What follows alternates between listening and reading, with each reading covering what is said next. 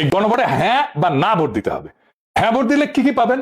আপনি 12টা জিনিস পাবেন। 12টা কিভাবে আগামী রাষ্ট্র চলবে সেটা ঠিক করতে পারবেন। কি কি সেটা একটা একটা করে বুঝে দেখি, শুনেন মন দিয়া। আপনি কি এমন একটা বাংলাদেশ চান যেখানে তত্ত্বাবধায়ক সরকার, নির্বাচন কমিশন, সরকারি কর্ম কমিশন মানে যেটাকে পিএসসি বলা হয়, এটা গঠনে সরকারি দল এবং বিরোধী দল একত্রে কাজ করবে? সুন্দর কথা না? 2 নাম্বার, সরকারি দল ইচ্ছা মতো সংবিধান সংশোধন করতে পারবে না। সুন্দর না কথাটা?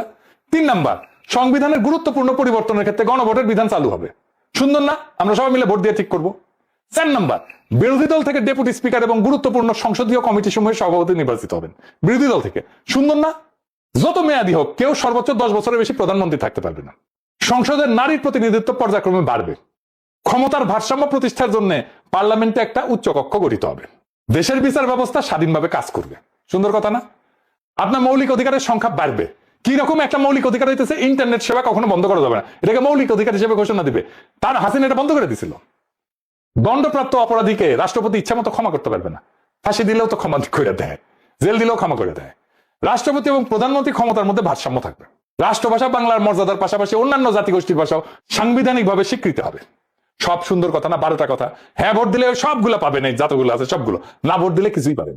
কিন্তু বিএনপি কি বলতেছে দেখেন, বিএনপি কি বলতেছে।